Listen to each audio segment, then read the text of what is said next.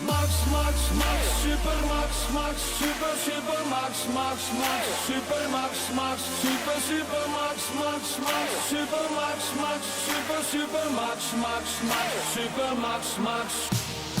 Ik mis geen race, heb scheid aan mijn centen. Ik zie Max zijn mooiste momenten. Hij is de king van Barcelona. Rijdt alles zoek van Spa tot Monza. De geur van rubber en smeltend asfalt. Ik juich als Max weer één voorbij knalt. Zijn inhaalacties zijn bijzonder. Het is een baas, een wereldwonder. Yo fucking ho, niet meer normaal. Hij is een held en gaat maximaal.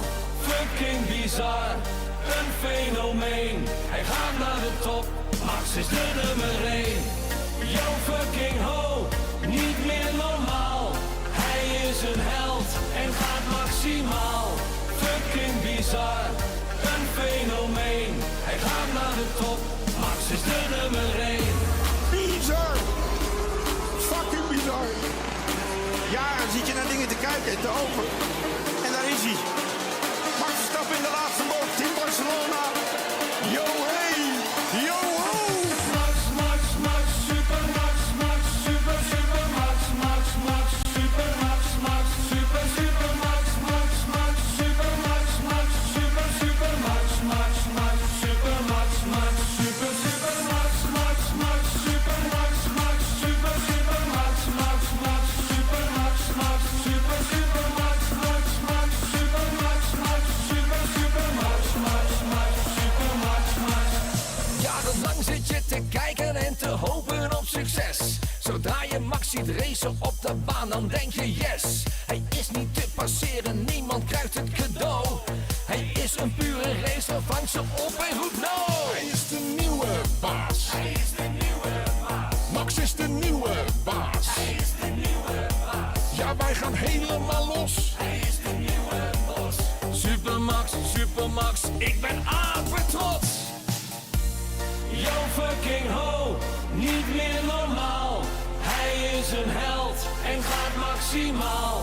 Fucking bizar, een fenomeen. Hij gaat naar de top, Max is de nummer 1. Yo fucking ho, niet meer normaal. Hij is een held en gaat maximaal. Fucking bizar, een fenomeen. Hij gaat naar de top, Max is de nummer 1. Yo, fucking hell, wat bizar! Ongelooflijk! Sportoverwinningen zijn zo mooi. En deze is de allermooiste die ik in mijn leven gezien heb. Jongen, jongen, jongen. Max, Max, Max, Super Max, Max, Super, Super Max, Max, Max, Super Max, Max, Super, Super Max, Max, Max, Super Max, Max, Super, Super Max, Max, Max, Super Max, Max, Super, Super Max, Max, Max, Super Max, Max, Super, Super Max, Max, Max, Super Max, Max, Super, Super Max, Max, Max, Super Max, Max, Super, Super Max, Max, Max, Super Max, Max. Yo, fucking hell, wat bizar!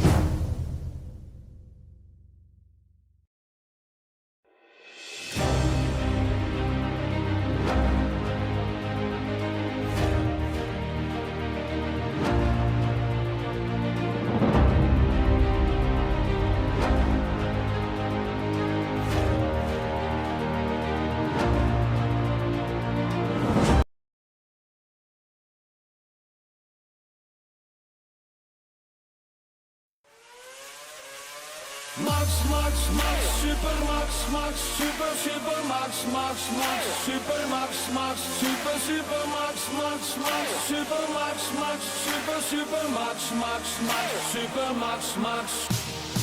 Ik mis geen race, heb scheid aan mijn centen. Ik zie Max zijn mooiste momenten. Hij is de king van Barcelona. Rijdt alles zoek van Spa tot Monza. De geur van rubber en smeltend asfalt. Ik juich als Max weer één voorbij knalt. Zijn inhaalacties zijn bijzonder. Het is een baas, een wereldwonder. Yo fucking ho, niet meer normaal. Hij is een held en gaat maximaal. Fucking bizar, een fenomeen. Hij gaat naar de top, Max is de nummer 1. Yo fucking ho, niet meer normaal. Hij is een held en gaat maximaal. Fucking bizar, een fenomeen. Hij gaat naar de top, Max is de nummer 1. Bizar. Fucking bizar. Ja, dan zit je naar dingen te kijken en te open. En daar is hij. Max Verstappen in de laatste bocht in Barcelona. Yo, hey. Yo, ho. Max, Max, Max, Super Max, Max, Super, Super Max, Max, Max, Super Max, Max, Super, Super Max, Max, Max, Super Max, Max, Super, Super Max, Max, Max, Super Max, Max, Super, Super Max, Max, Max, Super Max, Max, Super, Super Max, Max, Max, Super Max, Max, Super, Super Max, Max, Max, Super Max, Max, Super, Super Max, Max, Max, Super Max, Max. Jarenlang zit je te kijken en te hopen op succes. Zodra je Max ziet racen op de baan, dan denk je yes. Hij is niet te passeren, niemand krijgt het cadeau. Hij is een pure racer, vangt ze op en roept no. Hij is de nieuwe baas. Hij is de nieuwe baas. Max is de nieuwe baas. Hij is de nieuwe baas. Ja, wij gaan helemaal los. Hij is de nieuwe bos. Supermax, Supermax, ik ben apetrots. Yo fucking ho, niet meer normaal.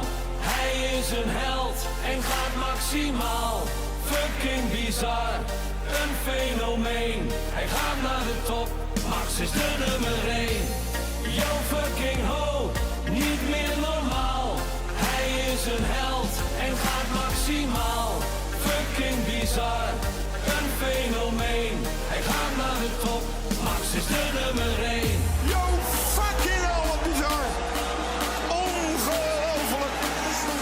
Sportoverwinningen zijn zo mooi. En deze is de allermooiste die ik in mijn leven gezien heb.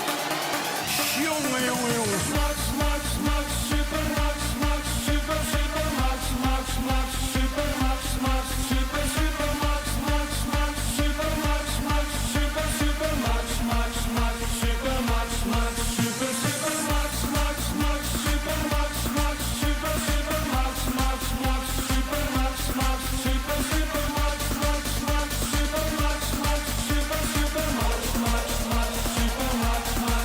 Yo, fucking hell, wat bizar.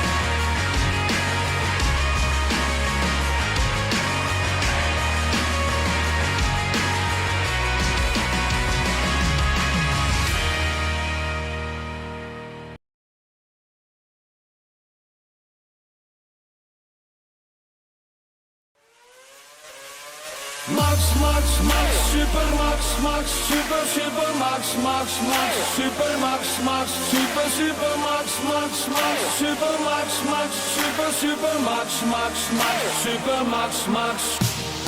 Ik mis geen race, heb scheid aan mijn centen.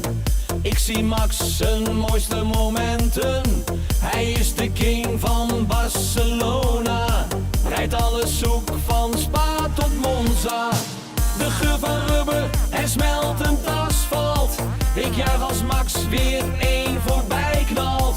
Zijn inhaalacties zijn bijzonder. Het is een baas, een wereldwonder. Yo fucking ho, niet meer normaal. Hij is een held en gaat maximaal. Fucking bizar, een fenomeen. Hij gaat naar de top, Max is de nummer 1. Yo fucking ho, niet meer normaal. Hij is een held en gaat maximaal. Fucking bizar, een fenomeen. Hij gaat naar de top, Max is de nummer 1. Bizar. Fucking bizar.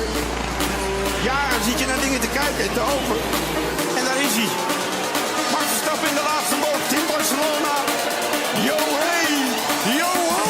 Max, Max, Max, super Max, Max, super, super Max, Max, Max, super Max, Max, super, super Max, Max, Max, super Max, Max, super, super Max, Max, Max, super Max, Max, super, super Max, Max, Max, super Max, Max, super, super Max, Max, Max, super Max, Max, super, super Max, Max, Max, super Max, Max, super, super Max, Max, Max, super Max, Max.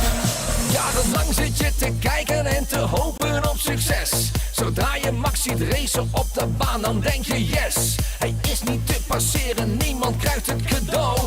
Hij is een pure racer, vang ze op en roep no. Hij is de nieuwe baas. Hij is de nieuwe baas. Max is de nieuwe baas. Hij is de nieuwe baas. Ja, wij gaan helemaal los. Hij is de nieuwe bos. Super Max, ik ben apetrots. Yo fucking ho, niet meer normaal. Hij is een held en gaat maximaal. Fucking bizar, een fenomeen. Hij gaat naar de top, Max is de nummer 1.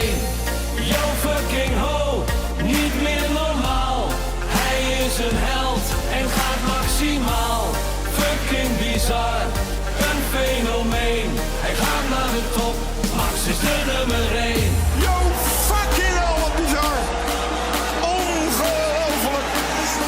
Sportoverwinningen zijn zo mooi. En deze is de allermooiste die ik in mijn leven gezien heb. Jongen, jongen, jongen. Max, Max, Max,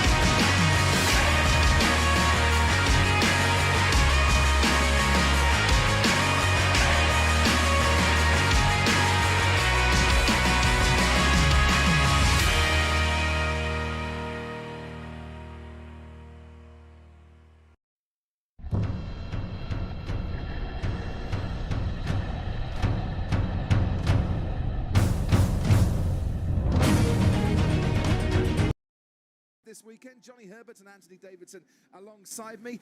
Can Mercedes close the gap? Will Red Bull become leaders in the Constructors' Championship? Can Max Verstappen continue his winning ways? Will Lewis Hamilton have to take an engine penalty? Where do you want to start with all these questions, guys? Look, first of all, Crofty, it's brilliant to be back here at Interlagos. Yeah, haven't been back here since 2019. All the drivers are excited. We're excited as well, Johnny. And yeah, this championship battle just keeps getting more and more intense as it goes on. I don't know who's going to win this one. Who's going to have the fastest car? I can't answer all your questions, Crofty. No, I know. Sorry. We pay you for. Come on. I know. But that's the great thing about this season, isn't it? We've gone to tracks where we thought it was going to be dominated. Let's go to Mexico in qualifying. We thought it was going to be Max, and it wasn't Max. Then Mercedes, as far as I understand, thought they were closer to them come race day, and they weren't. So we've got an opportunity, I think, this weekend at a very, very technically difficult track for the drivers and the engineers to get it right. If they get it right, then you can control the race at the front. Of course, you don't get any points for qualifying.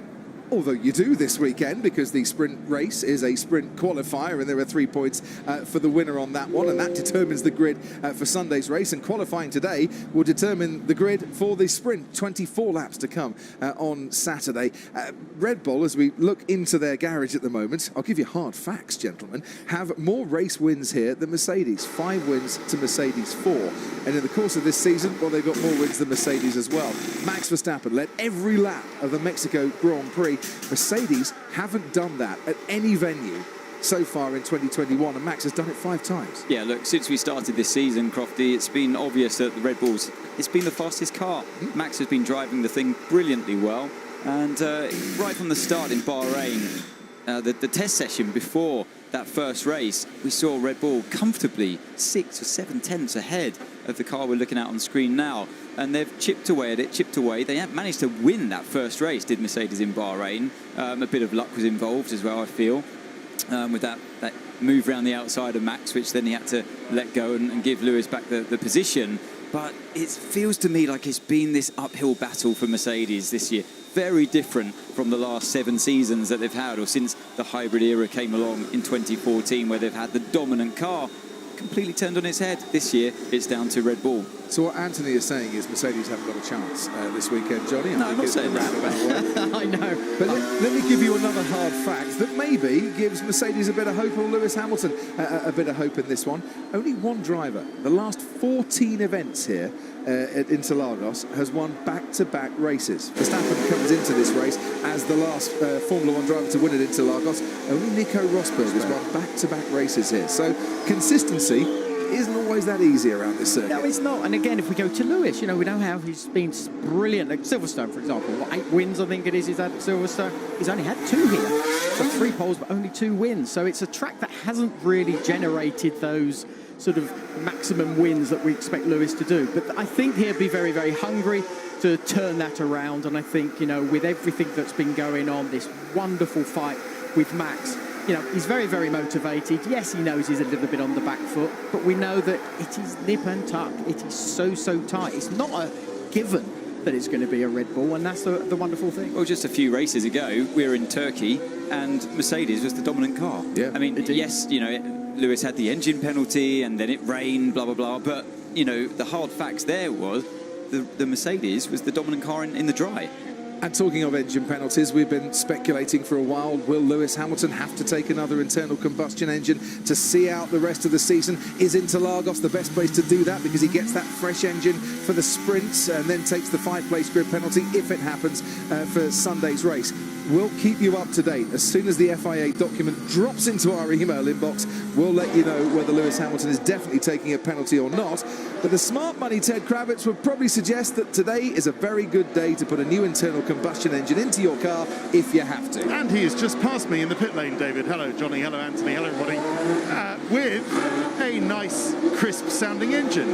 Does it sound like a new one? Of course it doesn't. I can't tell whether it's a new engine in the back just by listening to it. You disappoint me today for the first time in my life. I thought you could tell the difference. Brutally honest, but my heart is full of joy to be back in Brazil, to see the boys back in Brazil.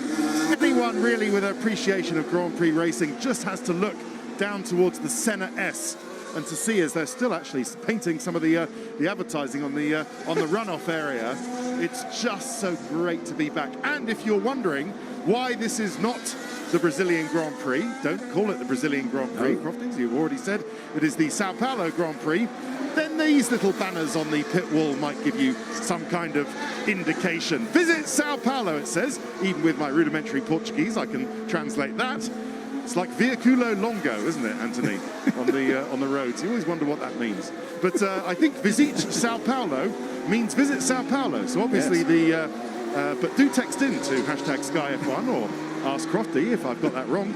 And it's the local authority, essentially the state of Sao Paulo, paying contributing financially to the operation of the race. And so they get to call it the Sao Paulo Grand Prix rather than the Brazilian Grand Prix. But with a massive new mural of Ayrton Senna on the side of the paddock building as we just wait for the Williams to go out. You can never get too far around here without a little nod to the great man Ayrton, as you can see on the nose here. Still there, it's still there, of both Williams.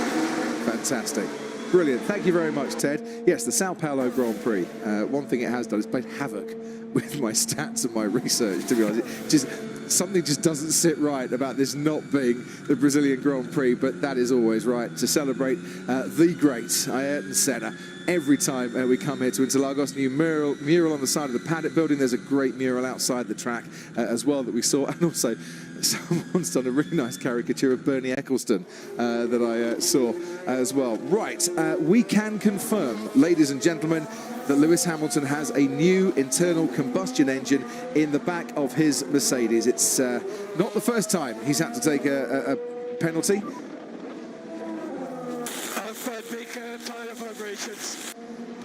Part of which could be Pirelli having a few issues with the freight delays here and not being able to properly balance the tyres yesterday because the weights hadn't turned up in time. So that might be one of the reasons for that. Let's go back to Lewis Hamilton. Not the first time he's taken a new internal combustion engine. That's his 5th of the season. It's a 5-place grid penalty. So, gents, the news has now dropped. We don't have to speculate anymore. Is this the right decision?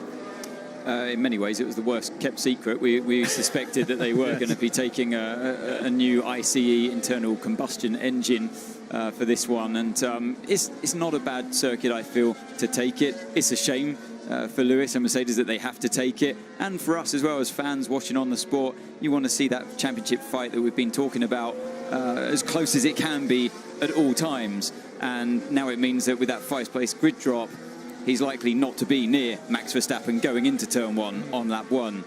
On Sunday, yes. On Sunday, yeah. So, of course, you have the sprint race as well. That might shake things up even more. But, yeah, you just feel like it's another blow for Mercedes.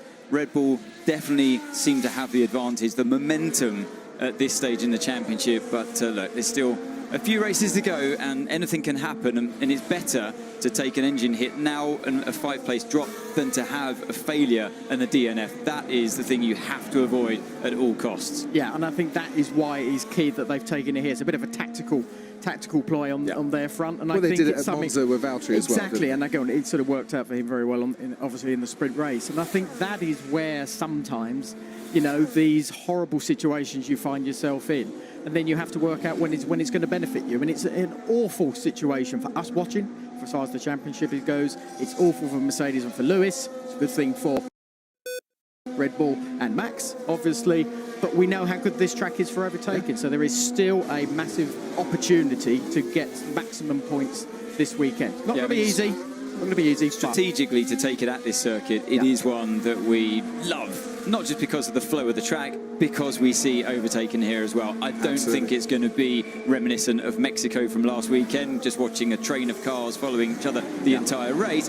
This corner here, where Charles Leclerc navigates his way around, and where Valtteri Bottas is now on this part of the track, before that braking zone into turn 1, does lend itself brilliantly well for overtaking. That the combination of that final corner before you run up the hill towards this corner here in the Senna S, it's magic. It creates brilliant racing, and therefore you might as well take the engine hit here. It's 1.2 kilometres, flat out, full throttle from Junsao all the way to the Senna S's. And you can lock up going into the Senna S's, but because of the banking, the lockups don't harm you quite as much as they would if it was a pure flat piece of track. And for whatever reason, the slipstream here seems to be massive. They run huge downforce, And I know we're at 800 meters elevation here, but nothing like we were last week in Mexico at over 2,000 meters. So the air, although it's a bit thinner than it would be, say, at Silverstone, somewhere like that, it still gives enough density that the cars slice through this big gaping hole through the air, which then allows the car behind,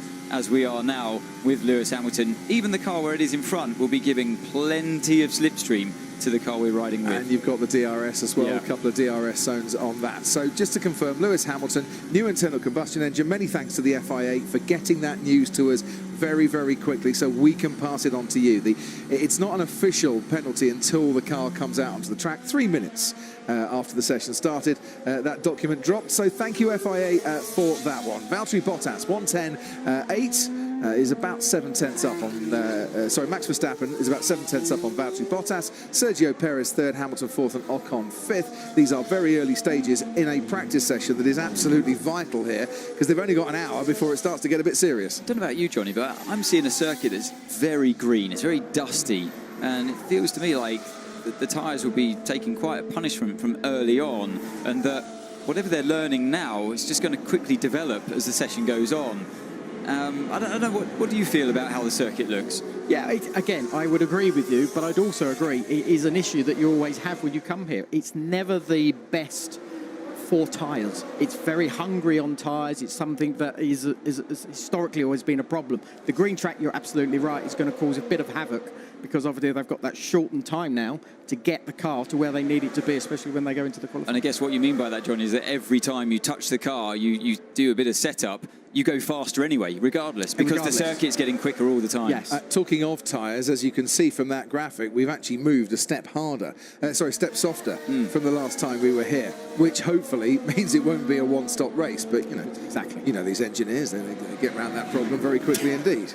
Well, when they resurfaced this circuit, I can't remember the exact date now, it was a couple of years ago, but it was very high grip. Yeah. All the drivers came and said, wow, the grip level, complete opposite from Istanbul 2 years ago, where they were sliding around all over the place. This track was given a lot of grip, so and the surface was much darker than it is now. I'm seeing quite a bleached surface, and as a comparison, they've had to resurface the apex of turn 4, and you can see that it's maybe going to give more grip in that corner with that original darker surface we had here from a few years ago, and maybe that's why they've now shifted tyre compounds on top of that. Yeah, but what's great about this circuit as well, of course, there's so much off-camber throughout this sort of lap that they do, and of course that's where it scrubs the tyres. It really makes that tyre work well, but unfortunately, because you're getting that bit of scrub, you get temperature, and generally that's where you get this drop-off. They're all on the mediums or the hards in this early part of the session. Front end is really poor, bouncing vertically a lot. Copy. Is it a bumpy track here? It is a bit bumpy, yeah, and I think as well as the surface has got older, it follows those natural contours of the circuit, like Johnny was talking about, and it can be a bit more bumpy. But yeah, it's never nice when you got a car that's bouncing, especially under the braking zone, because you can risk locking up easier as well at the front end. Checks the mirrors, going to do a practice start because of the nature of the pit lane exit here. This is where you have to pull over on the left-hand side to allow cars. Although it doesn't look like you've got the space to pass, you have on the right-hand side. Drops the clutch in his hand in that funny position as he holds the top of the wheel there. But it's the one he's done unsure what he does. He's done it for so long, hasn't he? Yeah. This bit's been resurfaced. That's the one I was talking about, Crofty, yeah. Just on the inside of turn 4, Anthony. Absolutely. And to turn 6 we come, Crofty. The horseshoe, Ferradura. 175 miles an hour it is, minimum speed through there, but it wasn't that time around for Kimi. The rear letting go. Yeah, and that generally is what it's done for many a year. So it's always very testing. You always think you're okay, and there's a sort of a little brow just as you go over sort of 7, and that is where it sort of really bites you every now and again. Kimi Räikkönen, who was 4th here in 2019, that was the best result for the Alfa Romeo name. It was into turn 1 goes Max Verstappen on the inside of Carlos Sainz. Every time I see a car going through there, it just brings out the grin. There's Sergio Perez locking up as well, but like we say, you can lock up and you can still make the corner. I was going to say, Kimi's 4th place here. as Carlos Sainz comes back for a bit more. Was it 12 minutes into the session? We've got to see more racing here than in Mexico. Oh, don't. It wasn't the best race. It really wasn't. Best result for an Alfa Romeo name is Riccardo Patrese came third in Monza in 1984, and he comes into this race on a bit of form. Kimi finished 8th twice in the last 4 races. That's the best results for Alfa Romeo this decade.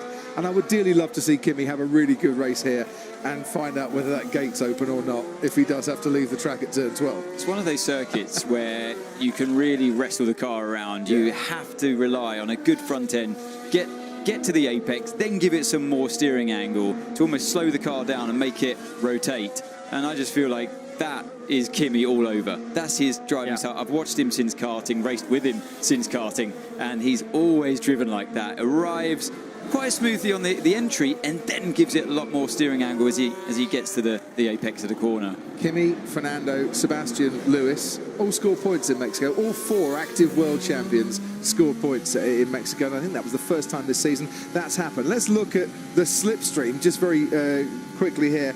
Lewis Hamilton heading towards the center S's, has Kimi Raikkonen in front of him, and look how he's gaining on that Alfa, even with the DRS open on the Alfa Romeo. He's fastest still last sector as a result. Yeah, he's still getting a great slipstream there. Ted, down to you. Where is the Kimi Raikkonen gate, Crofty? Well, it's where the support paddock is. If you turn left and stick to the track at Junsao, then you're fine. If you go straight on and there's a road parallel, thinking the gate might be open, well, you might come a cropper, as Kimi did a few years back. Hang on a minute. See how long the left rear is. There's something happening with it because it's not normal. Yeah, so that. I come back to you. And he'll probably be talking about that moment he had around the horseshoe where we saw the rear snap out, and so in his mind he's thinking, right, something must be wrong with the left rear of the car, and that coincides with that huge energy going through turn 6, 7. Ted, down to you again. The reason I asked, I thought it might be near that new Visit Qatar advertising hoardings. Well, we're going to take them up on Visit that Qatar. Go next week, all right. Yeah, I will next week. Yeah, why not? We'll go straight there, shall we? That's for next week. But this week, I would suggest, I'm down at Alpine, is a make or break week. I'm going to put it that strongly for the Alpine team with Fernando Alonso and Esteban Ocon in the car, because I think AlphaTauri in this fight for 5th, we didn't cover it while we were looking at the fight for 3rd between Ferrari and McLaren in the constructors in the pre-show.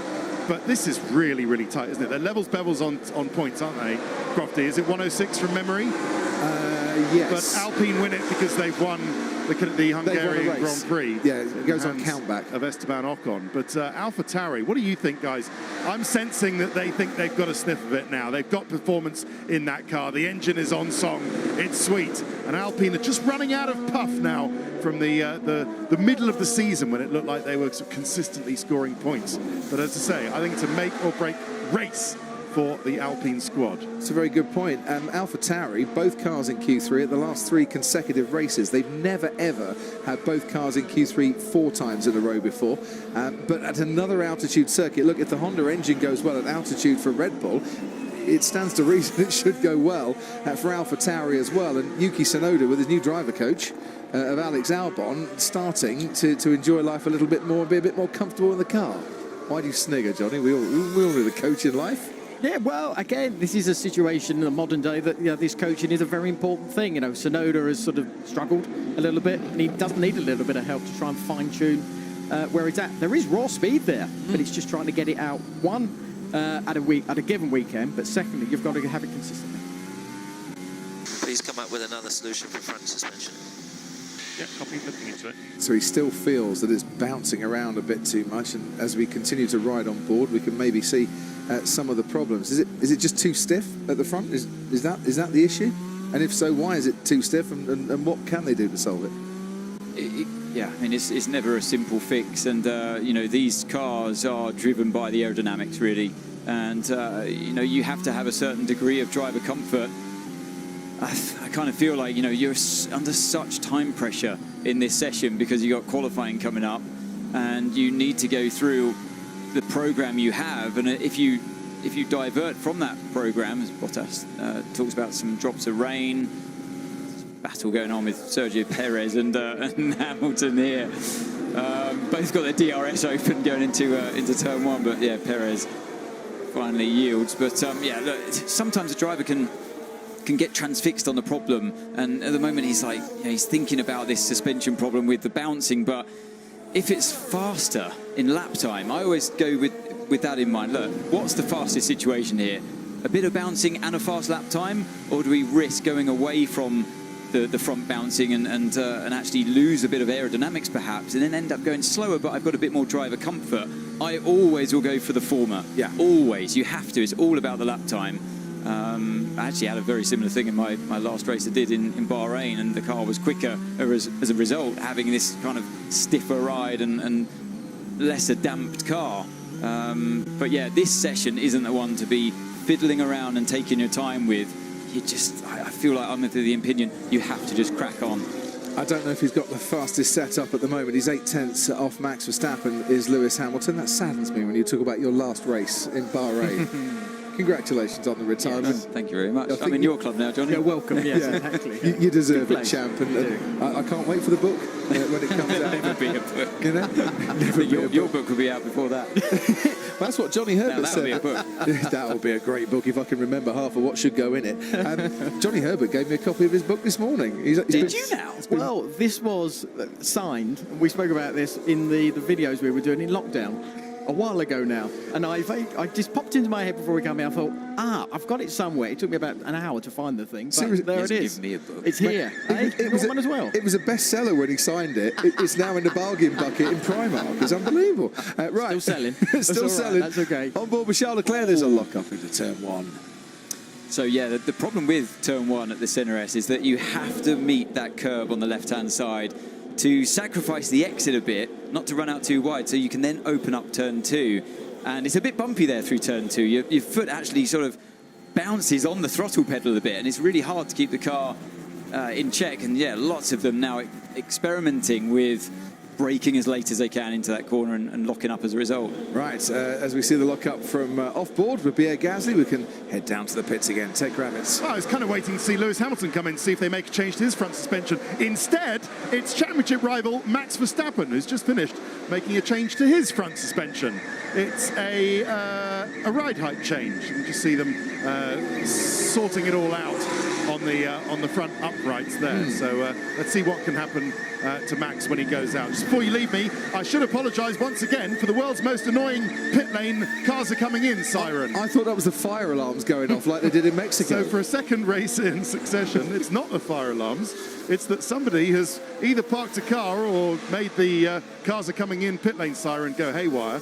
And it's quite the most irritating sound I've ever heard in 25 years of covering the pit lane. So in Mexico, you remember there was, the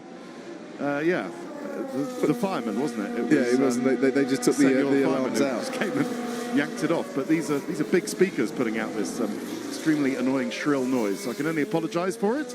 And I don't predict they'll be able to stop it because it's a safety thing. And there's the speakers right there. Ted, what you need to do, just go and change the CD. I've got plenty of alternatives you could use for the rest of the weekend. Right, we are 20 minutes into this session, 40 minutes to go before qualifying, and Max Verstappen has a lead over his teammate Sergio Perez now of 2/100ths of a second. Big gap then back to Mercedes, who've led the last 7 FP1 sessions. Ocon and Bottas completing the top 5.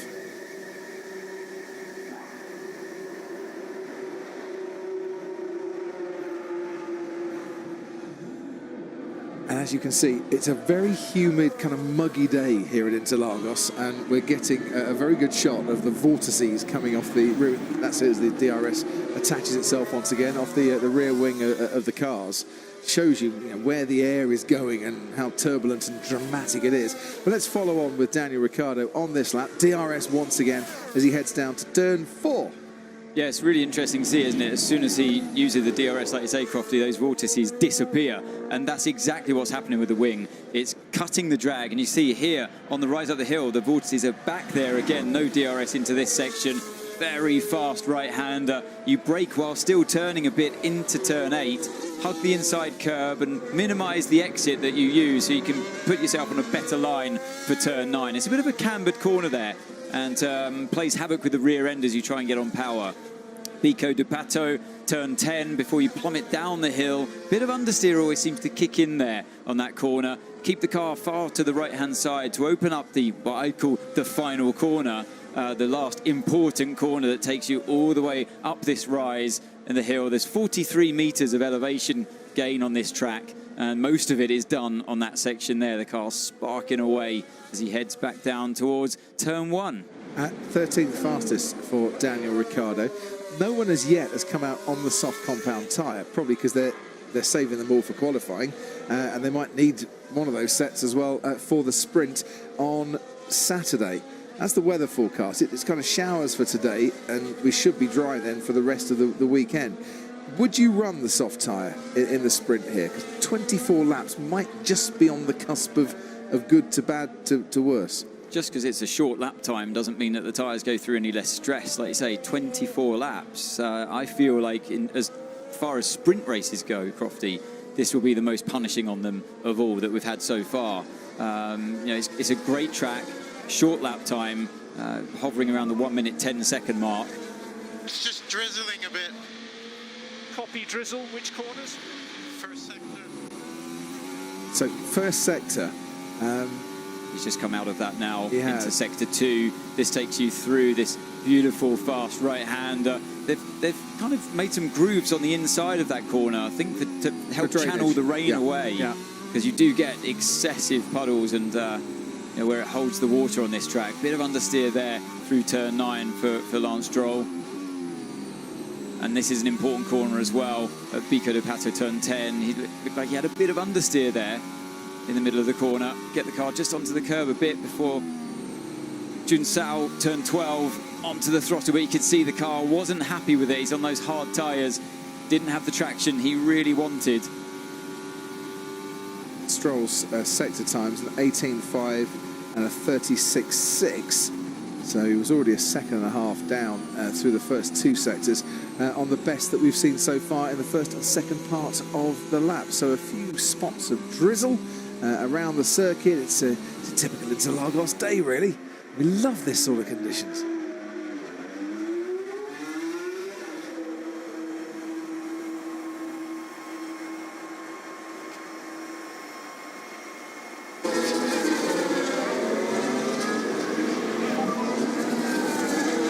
It's just drizzling a bit. Copy drizzle, which corners? First sector. So Lance Stroll and his race engineer Ben just discussing the weather here at Interlagos. There is the weather radar that tells you where the rain is coming from.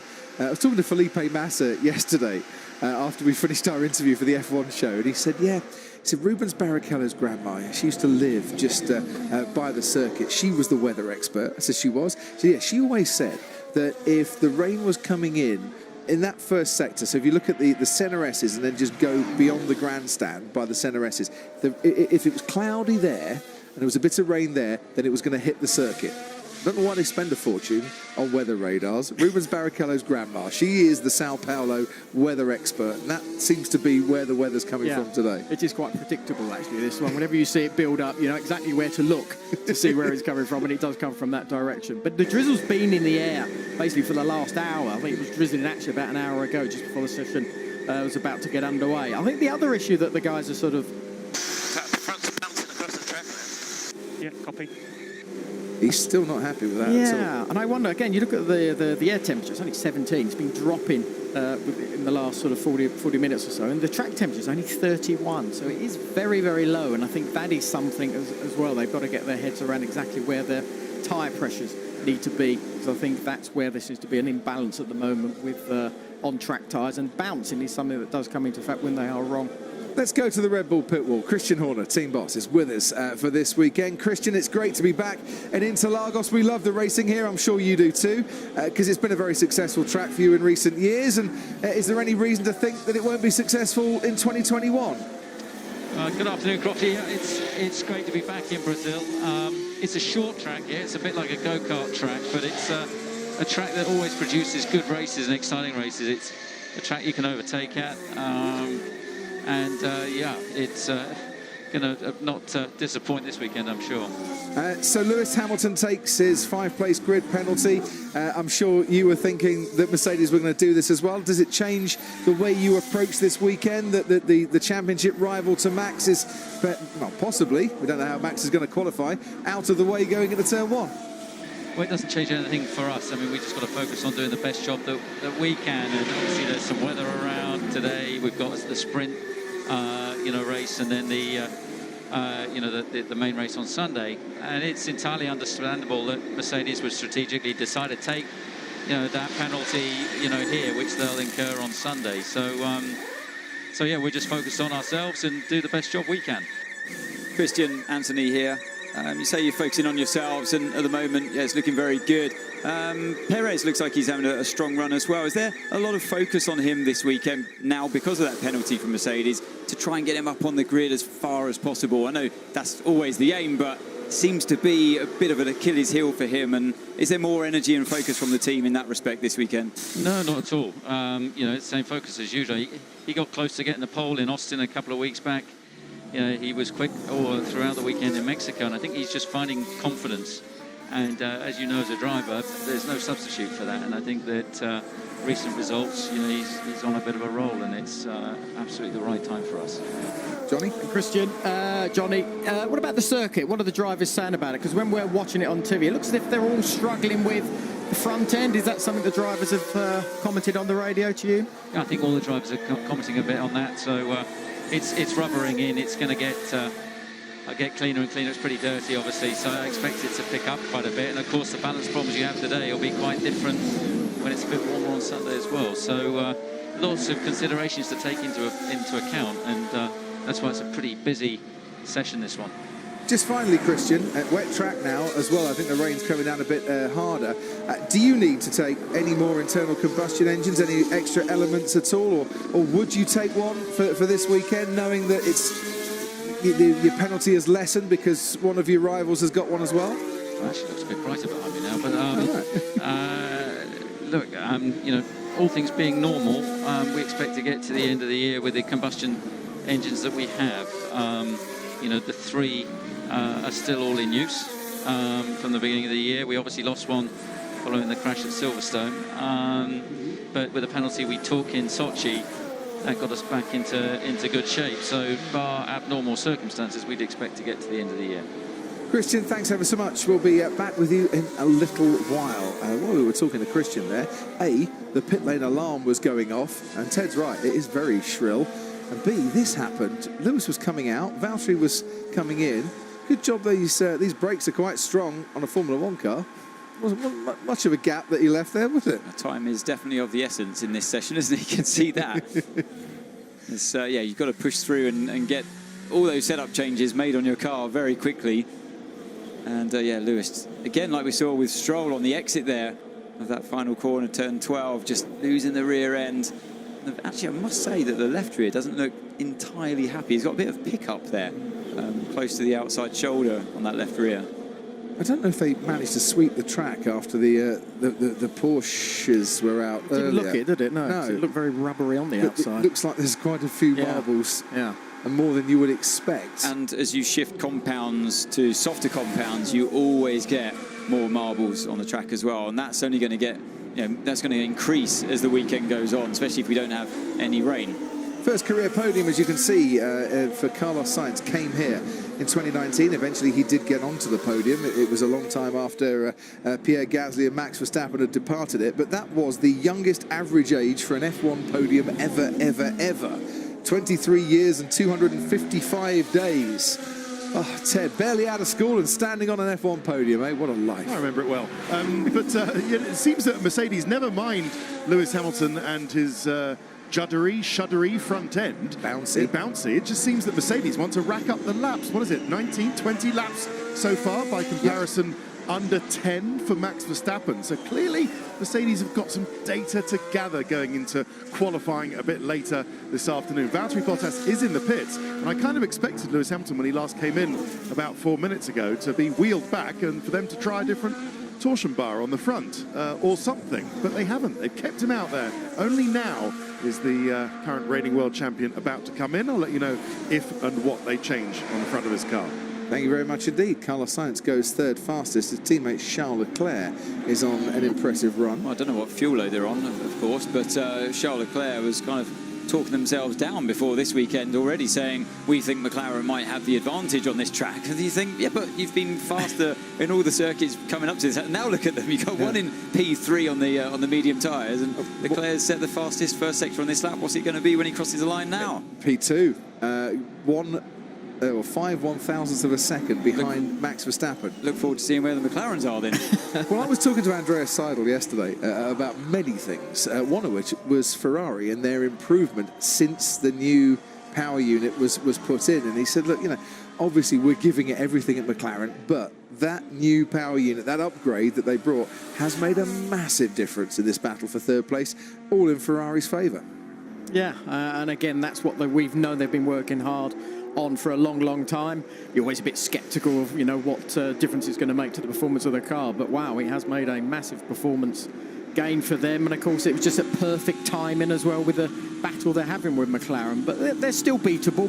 It's maybe that little bit more tougher for McLaren, but now they've got sort of Daniel in recent races doing better as well. That's their sort of team is coming together at the same time. It's going to be nip and tuck with the last couple of races that we've got left. And it's at this part of the championship you start looking back at races what could have been, and I'm sure McLaren look back to Sochi and think, yes, of course, could have won that race, but if it wasn't for that one lap.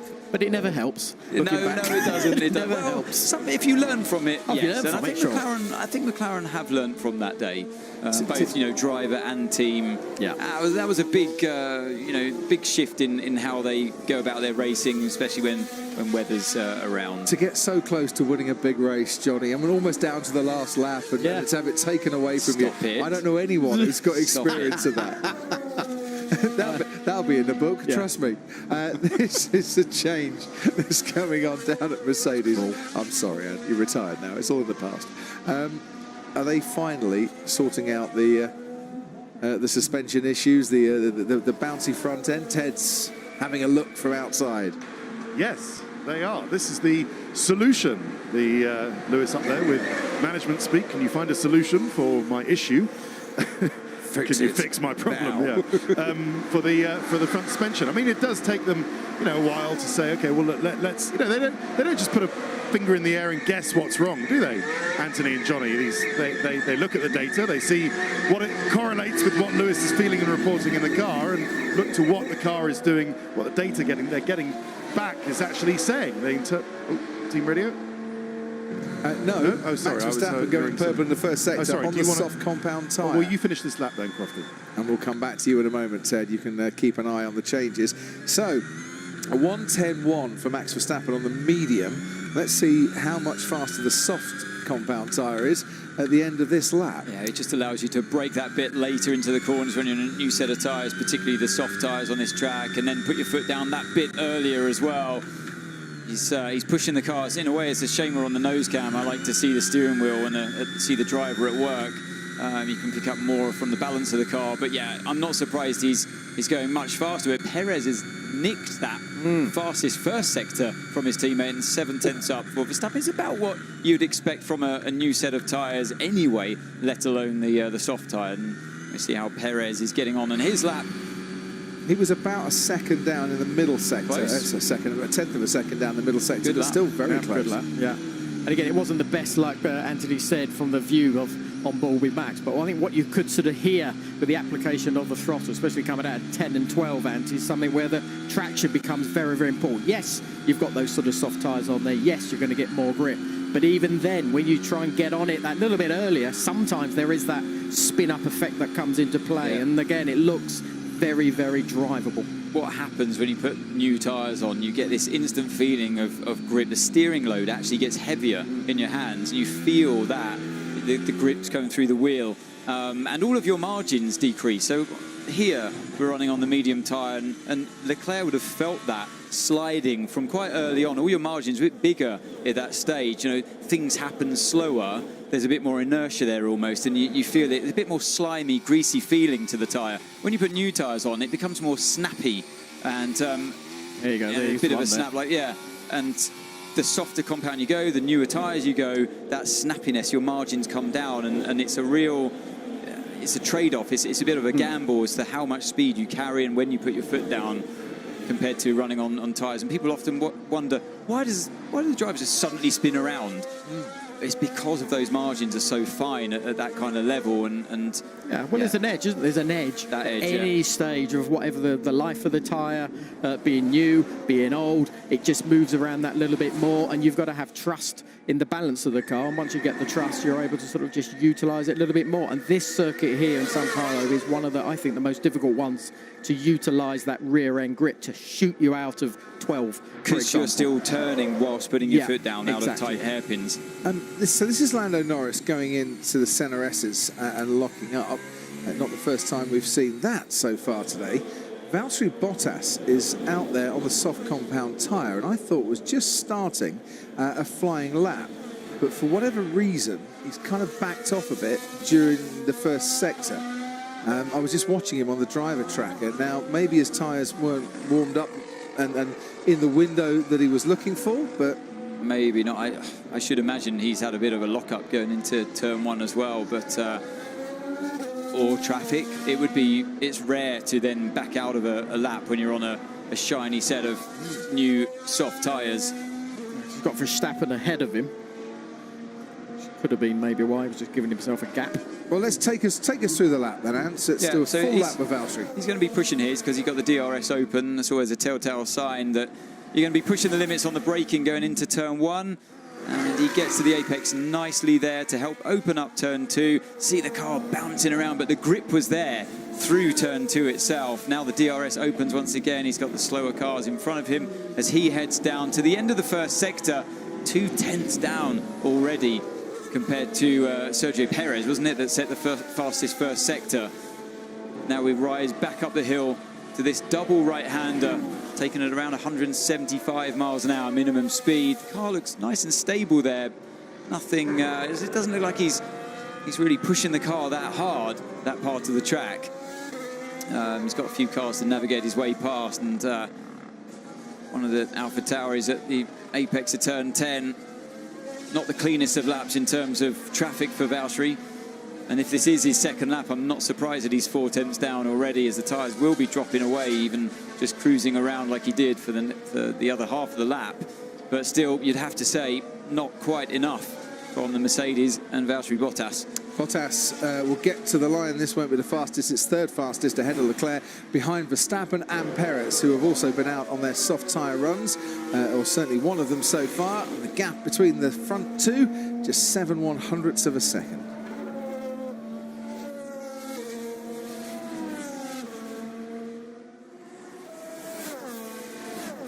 So I'd imagine what they've done with Lewis Hamilton, Johnny, is say, right, Lewis, we know you've got an issue, we know it's bouncing around, we know you don't like it, but we've got data we need to get in the bank for qualifying, for race simulations as well.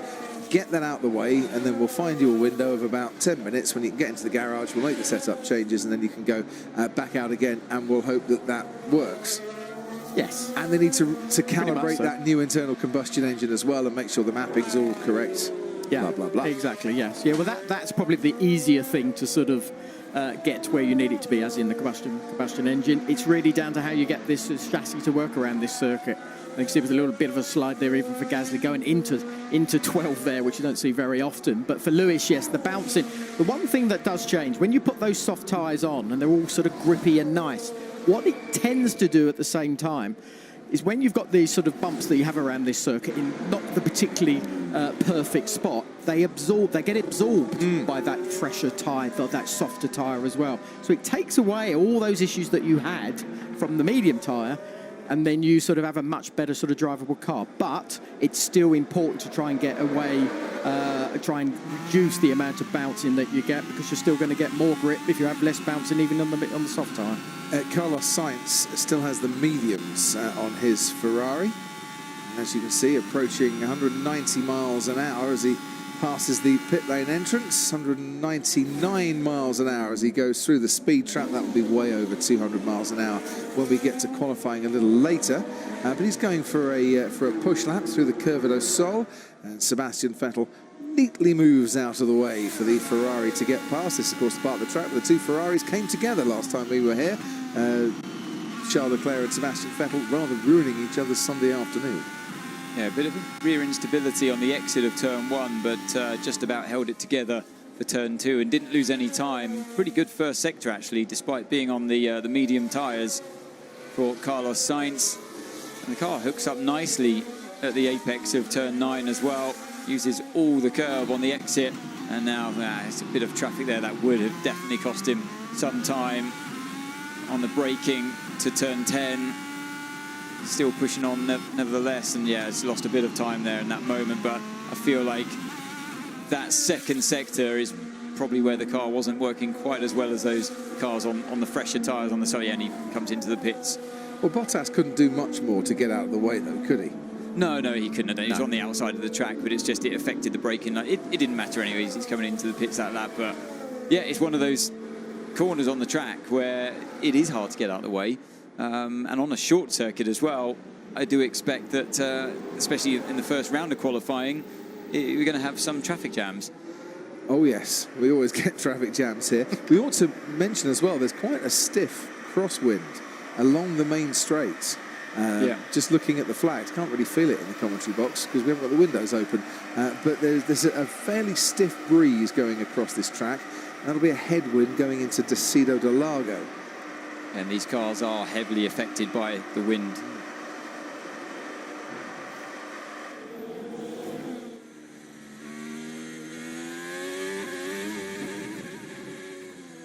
Just looking at Mick Schumacher out on the track, going through the Ferradura, getting on the power, not finding the grip, and that's a decent piece of steering adjustment at speed. Yeah, Johnny and I just stepped back there in horror. Anyways, it's just yes. Feel sorry for those guys. It's a very tough car to drive. It is a tough car. But at the end of the day, it is a very important sort of learning process for these guys. Mick struggling there to stay on the track in the way that his teammate was struggling to stay in a Mexico City nightclub just a few days ago. Ted, down to you. Oh, you can't throw to me with that story.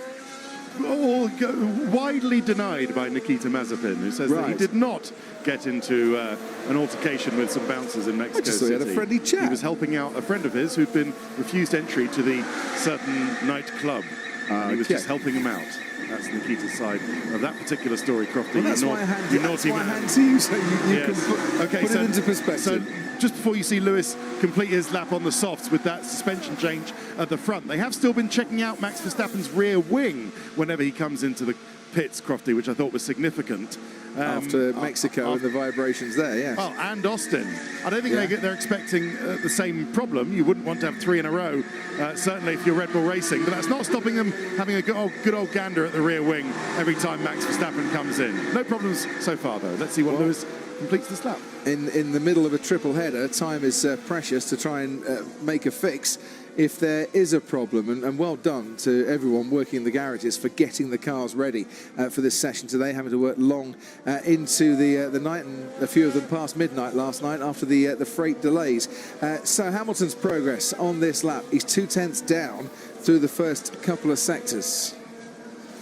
Yeah, again, rodding from this heli shot, looks beautiful, but I can't quite read the balance of the car without that onboard shot, but not quite enough there for Lewis. A tenth quicker there or thereabouts compared to his teammate, but 3/10 down, 3.5 down on the fastest cars, the Red Bulls out there. And I think the added problem for them is that my question to Christian Horner earlier on, what are you going to do with Sergio Perez? And the guy kind of, kind of cursed it in many ways, because Perez is as fast as Max Verstappen at this stage, and it is right there. That is an added problem for Mercedes' quest to try and get the better Red Bull this weekend. So we asked lots of questions in FP1. Is this a genuine lack of pace relative to the Red Bull for Mercedes, given that the last 7 events they've led FP1, or is it a change of approach and they're not maybe running quite as aggressively as we've seen in previous Fridays? Yeah, when I look at that time, I know when sort of they're on the back foot, Mercedes, that is normally where they are, as in the gap, sort of 2-3 tenths behind Red Bull. Now to go into this session with 15 minutes to go, just a little bit less, I don't think that's a bad thing for them to actually only be that far off at this stage, because we always know Lewis will sort of do that little extra when it comes into it. We know they're going to sort of turn the modes up into qualifying as well, and now and again we've seen a pattern where they can just do that little jump extra, and they're doing it from a closer perspective as far as the time goes compared to where we've seen it, where it's been maybe half a second, and a half a second they can never really get back. So this might be within the window of them attacking Max and Sergio. Fernando Alonso on 60 points, as you can see, his highest points tally since he left Ferrari at the end of 2014. Is it really that long ago that Fernando Alonso left Ferrari? It still feels like just a couple of weeks ago. Quite frankly, time really does fly. I think he might have been hoping the Alpine was flying a little bit higher than it has been in recent races, but he's still getting those points finishes as and when he can. 2 of them, 3 of them in the last 5 races, 4 of them in the last 6. Here's Nicholas Latifi. The only time he's out-qualified his teammate George Russell has been at a sprint weekend. It came in the sprint at Monza. George Russell has the perfect record in conventional qualifying against his Williams teammates. Latifi heads on down the I wonder what they've done to Bottas's car, because to set the fastest first sector, I'm guessing he's not going to be on brand new tyres again in this session. And that's a surprise. You do need, it's a very tricky first section, and you definitely need the support from your tyres through there to be fresh. So that's a bit of a surprise for me. But over the circuit's rubbering in, and all the drivers are still getting into the groove on this very demanding but short circuit. Well, he couldn't set the fastest time, and he lost about 3 tenths to Verstappen and Perez through the second 2 sectors. Yeah, it goes faster than his teammate to now sit in P3, only 1.5 tenths behind. That's actually quite an impressive lap time for older tyres. I'm quite surprised by that, and makes me think, maybe Johnny. Yeah, the sign. Yeah, they're all hiding a bit, obviously, but that's a bit of a sign. I think. I think there's a bit more pace in that car than maybe we feared. Yeah, and they can fiddle around with engine modes in a practice session, of course, and they can turn things up. Or in the race you're stuck. I'm still not sure whether that was the right call for Formula One to give them a limit on what they can do with their engine mapping. I feel like it's hindered overtaking possibilities and opportunities myself. I used to enjoy knowing that they could, like back in the old Senna and Prost days with a turbo boost, Johnny, they could turn it up and down and overtake a car when they're running it high, and then have to conserve the fuel a bit more and turn the engine down once they've made the overtake. But, well, it takes all of that away now by running a fixed engine mode. Yeah, and again, it worked back then in many respects when we saw those Senna Prost sort of fights that we had, and even going back to maybe Nelson Piquet as well. So it's always been a factor. Front pressure's low. Negative. Sometimes they can see that information on the steering wheel, or feed it through the steering as well. Here we go into turn 1. So they're on a similar program, these two. Lewis just 1 lap behind Valtteri. The car looks more alive there. I've got to say, the change of direction looks better. I know we're at a closer angle here than the last time we saw Lewis's attack lap. Now braking down into turn 4, and fastest first sector again. That's too wide though on the exit of 4. Not to just scrub some speed. I think they'll be looking at that for track limits as well come qualifying. He's still got his foot down though. He hasn't backed out from this lap, but definitely would have lost some time by running wide there. Which is probably why they're not looking at it for track limits. If you're not gaining an advantage and you are losing a bit of time. Because at the moment, the FIA not policing track limits here at all. Yeah, interesting. I don't like seeing it, but at least I know, I'm comforted by the fact I know that they don't gain an advantage by doing that. Yeah, slightly slower in sector 2, hasn't lost that much time. And now will pick up a toe on this final sector. So whatever we see here, we have to take it with a little pinch of salt. DRS opens, he's got that car in front of him. Well, it's Nikita Mazepin. I wonder what that toe's worth. Hamilton crosses the line and he goes fastest overall. But I wonder what that toe is worth. And it's difficult to try and predict, but he's around about 7/100ths of a second ahead of Max Verstappen. So both Mercedes losing time compared to themselves in that final sector. The tyres finally giving up that fight, the grip that they enjoyed on at least the first sector of that second push lap on them. You said about 40 minutes ago it's a massive advantage getting the toe there. So in terms of speed, how massive is massive? I would say you could gain easily two tenths on that toe. I would say so. From that distance, 2.5 tenths maybe. But we'll get an idea when we come to it. It's more for the race, really. It just gives you that overtaking opportunity. And yeah, the closer you are to the car in front, the better the slipstream.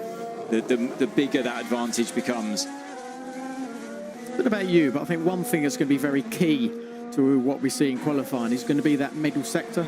So I always think that middle sector is very, very telling to know how the car is actually working, aerodynamically, efficiency that all goes with it. The long straights, there's always going to sort of be quite a smaller difference. It's going to be that middle sector, I feel, that will be really telling. That's the beautiful compromise of this track, isn't it? Yes. You've got two sectors, 1 and 3, very similar, and then completely different in the middle part of it. All the corners. It's a brilliant engineering and driving challenge. Yeah. For a track that opened in 1938 and is still absolutely wonderful. Two very different tactics going on here, guys, between Red Bull's program and Mercedes. So Mercedes went out there on that second push lap on the soft tyres, still looking for qualifying performance. Red Bull now 1.2 seconds down in the first sector alone with Sergio Perez. The car, to me, looks much heavier, much more lethargic in those corners, and he's being much more careful in how he's applying the throttle as well. So they're looking for the longer run and how, looking at the soft tyres and their degradation. Carlos Sainz wasn't being very careful through the first sector. He was absolutely flying, but he's lost a bit of time. 6 tenths in the middle part of this lap to the best sector time set by Max Verstappen. Sainz continues on his way. He's got Lewis Hamilton just ahead of him, so might pick up a little bit of a slipstream there, but it's 5th fastest for the Spanish driver. Ted, down to you. I've got an update from the McLaren garage. Excellent. Always nice to know what Daniel Ricciardo and the man they call Landinho here, little Lando. Oh yeah, yep.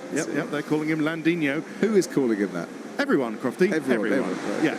I might have started it myself, but I'm now saying everyone is. No, I didn't actually.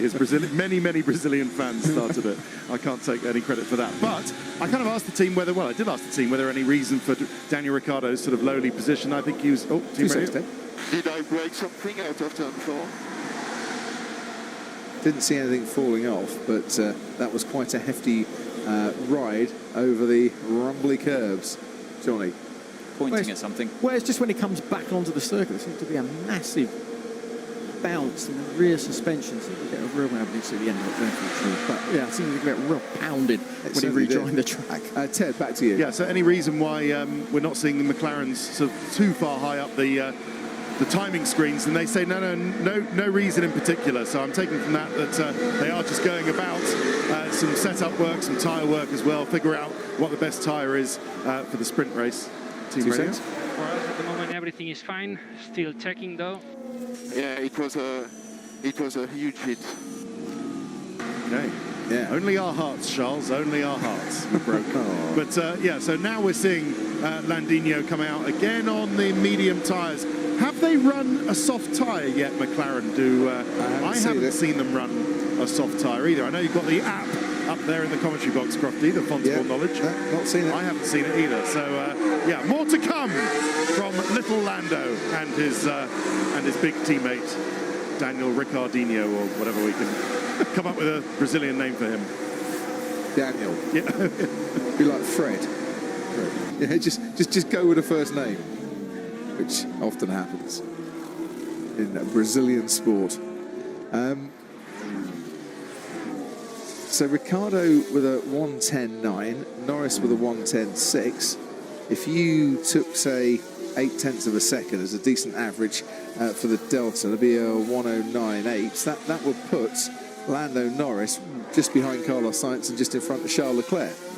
Well, I was trying to work that one out a little bit, and it will put Daniel Ricciardo up around where Esteban Ocon is at the moment. Based on the season so far, Crofty, I'd say that's a pretty safe bet that they'll be somewhere near the Ferrari. Ooh, talking about being a little bit near, Fernando Alonso wasn't overly far away from the rear end of Pierre Gasly's AlphaTauri, and as they went through the centre S's, he had to back out a little bit there. They've both been winding up a lap, haven't they? Yeah. And they wound up each other when it came to turn 1 because nobody got out of the way. So, and Hamilton's just put in another solid lap, a 1:09.0, has put 3.5 tenths between himself and Verstappen, burning off obviously a little bit more fuel because he's gone again. And the track continuing to rubber in. But yeah, like I think two very different approaches going on here, Crofty, with respect to Red Bull and Mercedes. Yeah, but it's still 3 tenths in that middle sector, which is quite an interesting one. Yes, Verstappen still with the best middle sector time. Yeah, which he did a while ago as well. Obviously, when they did those quick laps, but telling, I think, to show how the Red Bull is working very well. The thing is, of course, though, Johnny, the middle sector is not where you do your overtaking round here. No, sure. No, I'm just doing it purely just for so Mercedes the need that time. pace on the straight. Yes, I totally agree with you. Certainly totally with Lewis, they're guaranteed to have to do some overtaking this weekend. Indeed, that's what he needs. And potentially with Valtteri as well, depending on what happens at the start. And I really hope that he gets a better start this weekend. Yeah, you hate to see a pole sitter drop that far down the order. Well, his actual start was okay. Yeah. The first corner, well, the run down to the first corner and the braking zone into turn 1 wasn't okay. No, exactly. It's a shorter run here as well. Shorter run. Crumb of the philosophy, shorter the run, the better Valtteri does down into turn 1. You said it. Johnny's bringing him a therapeutic slice loaf. There's that many crumbs of comfort with that one. Only 190 metres, Valtteri, you'll be fine. A direct correlation. Fact, you're going to be fine here. You've got a quarter of the distance now from Mexico to get it right this time. Is that in your book as well? Driver coaching. I'm sure it's the extra chapter going in. I'm looking forward to the plane journey back. I always found that the longer the circuit, the slower I was compared to there's a whole chapter in your book about that. Oh, dear. He's gone. Luckily, we've only got 1 minute and 45 seconds to go in this session. God, the fun's coming now, isn't it? Late on. I'm not sure Johnny Herbert could last much more than 2 minutes here. As science continues round. Headache coming in. We've been so happy since we got to Interlagos. It is lovely to be here. Apologies for the complete and utter lack of professional discipline in the commentary box. Max Verstappen, what's happened here? He's gone wide. He's had the Charles Leclerc and treatment. Who's gone off him ahead of him? It was Valtteri Bottas. He's just trying to get out of the way, or yeah, it's pretty desperate, wasn't it, to actually go onto the grass? But look at that front wing take the hit there. The car didn't jump around as much as the Ferrari did when it went that wide, but that front wing took a hit. Just a touch. The thing is, for teams, you don't really want to be taking hits like that in the middle of a triple header. You start damaging these front wings too much. You've not really got a lot of time to fix them, get parts flown out, etc. Yeah, the shot of the Ferrari just at the top of the programme where you saw the wing mirror, just the leading edge of the wing mirror. Yeah. All stone chipped before the car's even gone out there, clearly left over from the previous Grand Prix. That's how limited in time because they've not had time to polish it off and sort it out. Back on the medium tyres for a practice start for Lewis Hamilton, who should just get to the end of the pit lane before the red light. But all I can imagine is they just want to look at a practice start. Very tough session for all of them with the circuit evolution that we've had. Like we said before, Johnny, anything you touch on the car, any set of new tyres you put on the car, the thing just feels better straight away. Exactly. And I mean, where do you go in terms of setup? You have to put a lot of faith in the simulation tools that you have and the data that's coming off of the car. So who is going to be happier than others after this session? The two Alpines, 7th and 8th, with McLaren on a slightly different programme. Probably they're up a couple of places that McLaren might have been ahead of them. Ferrari, I think a solid performance by Ferrari. Bottas and Perez and Verstappen all very close together. Hamilton, who got an extra lap in on lesser fuel, but his third flying lap, putting 3.5 tenths between himself and Max Verstappen, which going into this session, you'd expect Lewis Hamilton to be leading it because he's got the new internal combustion engine in there. Fresh horsepower, full of beans, away it goes. Yeah. That might be a very simplistic way of looking at it. I mean, you do get more horsepower. Yeah, it's fact from a fresh internal combustion engine. But sector 2, I think, is a very strong sector for Red Bull. Yeah. But I come away from this session really not knowing who has the fastest car, which I think that's a good thing. Well, luckily for you, powered by AWS, we have the qualifying pace graphic here, and based on a sector times, car data analysis, awful lot goes into this. They've put half a second between Hamilton and Verstappen, only 0.02 of a second between Verstappen and Perez, and only 0.07 of a second between Verstappen and Bottas. Disappointed to see the McLarens down there as well, in pretty much on that graph where they are in reality. Yeah, and Alpine in the Alpine as well, looking not so bad. Yeah, well, with Gasly and Tsunoda just either side of Carlos Sainz. Think about the McLarens. Say it again, they haven't run a soft tyre, so it's very difficult to make an assessment because they've not run that soft compound tyre. So Ricciardo, definitely unexpected result, probably Norris as well. So with that, McLaren planning on using a lot of the soft tyre in the race then? Well, you've got sprint.